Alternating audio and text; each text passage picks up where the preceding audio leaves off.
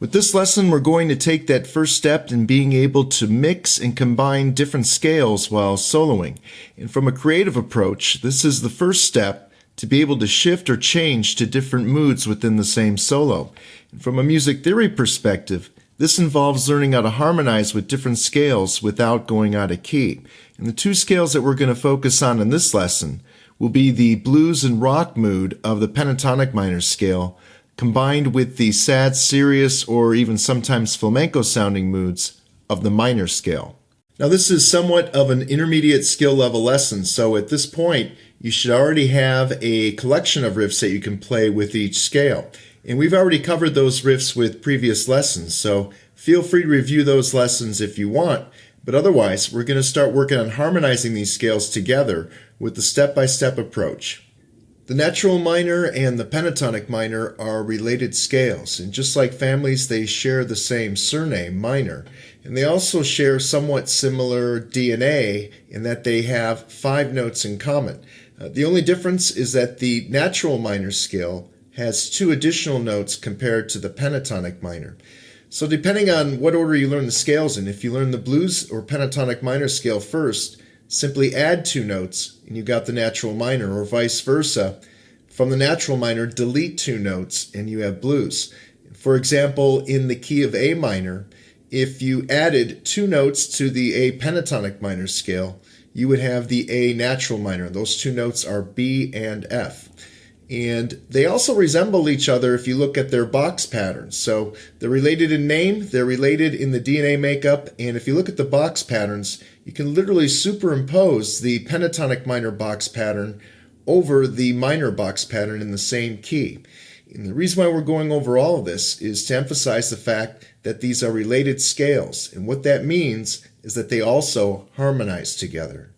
Now, before you start mixing and harmonizing scales, you should first have a foundation of knowing how each scale sounds on its own. And we've already done that with previous lessons with each scale. With the blues scale, for example, all of the lessons we intentionally played blues over traditional or blues-sounding backing rhythms. So if we use the analogy of colors, we played blue over blue, and we got that blues mood or sound down. Same thing with the minor scale. We took a flamenco approach where we played flamenco-style riffs over flamenco backing rhythms. You could say red over red. And this is real important because if you can recognize and are able to actually get that sound, a pure blues or a pure flamenco sound, you've got a great foundation now to start mixing scales. And now we're going to do that. We're going to take these riffs from the previous lessons and start working on harmonizing them together. Step 1 with harmonizing riffs is to simply play one riff from one style and then follow it with another riff from another style of music. We're not going to right away jump into playing along with the rhythm because you got to get acclimated to breaking out of the pattern of staying in blues or staying in flamenco. So here's how we do it, one riff at a time. And we're going to start, we're going to be in the key of A minor, and we're going to start with a previous riff we did that I called the minor scale riff.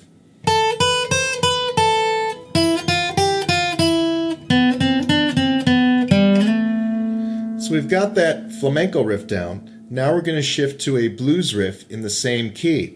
And the blues riff I'm going to play is the bend and release riff, again from a previous lesson. The bend and release riff starts on that same note we ended on. We're going to do a little pivot with our third finger, and here's the bend and release riff.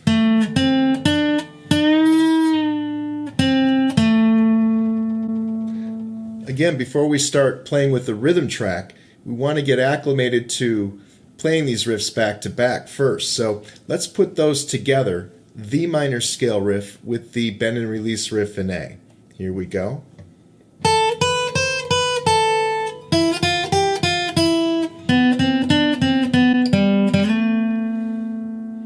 And then from that same root, and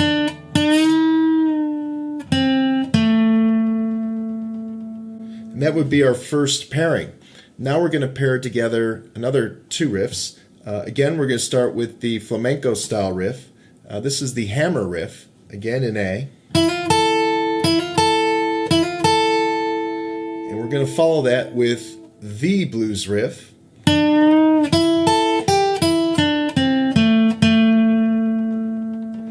So let's do that one again, that combination again.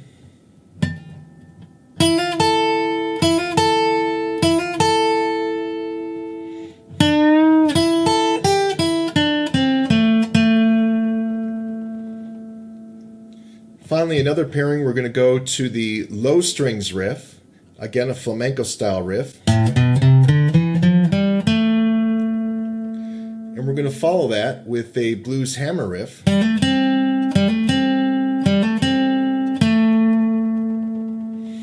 Let's do that pairing one more time.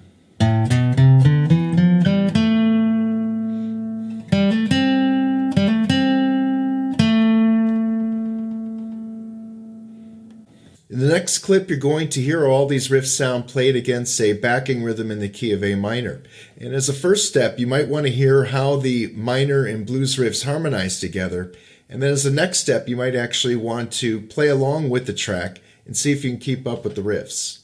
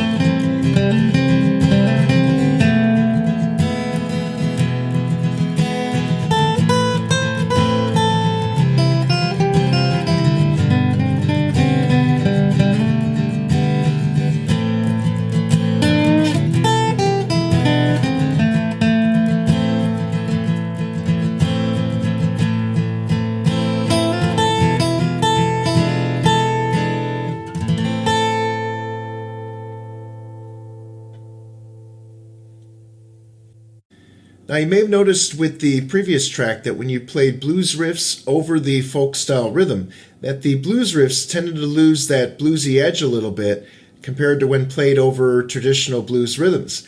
And again, that goes back to the color comparison.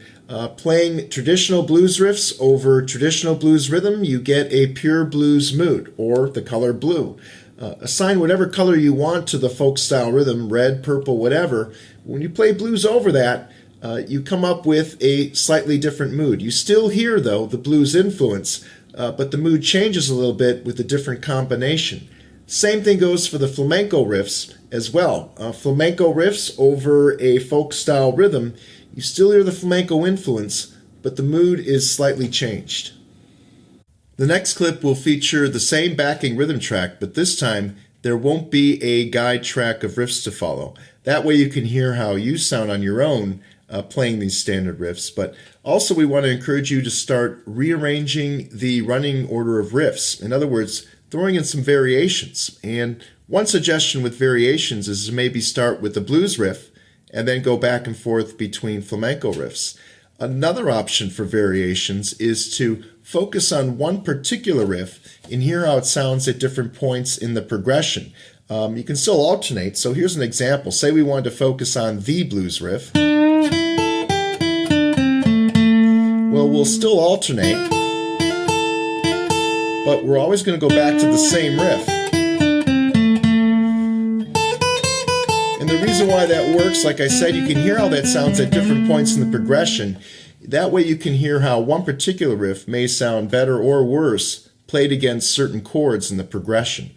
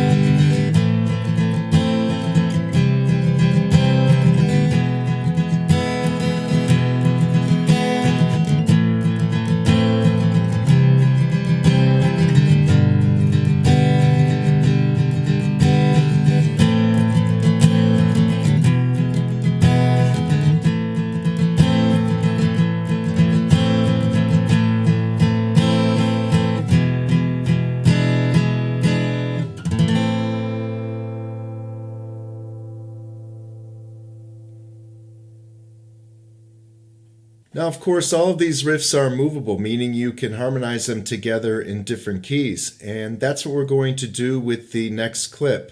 We're going to shift everything up 2 frets to the key of B minor. And you can alternate back and forth, but you can go up another level now as far as creativity goes. And what I mean by that is you can start to weigh one particular scale or mood over another based on the mood you're in. And what I mean by that is you could make maybe 25% of your riffs blues and the other 75% flamenco, or vice versa. So that's another advantage to knowing how to harmonize scales, is you can weigh whatever mood you want to focus on how you feel at the moment. And this is an extended progression. It goes for a while, so you have plenty of time to try all of these out. And again, you're in the key of B minor.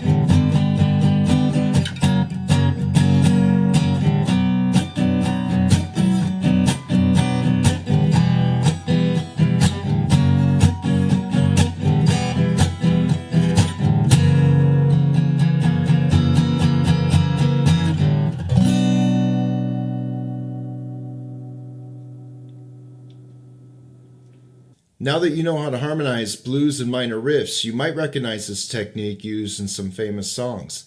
I have some listed here, so if you want, take a listen to them, see if you can recognize a shift in moods. And also, I listed the keys as well, so you can take an attempt and maybe jam along or harmonize with your own riffs with the original recordings.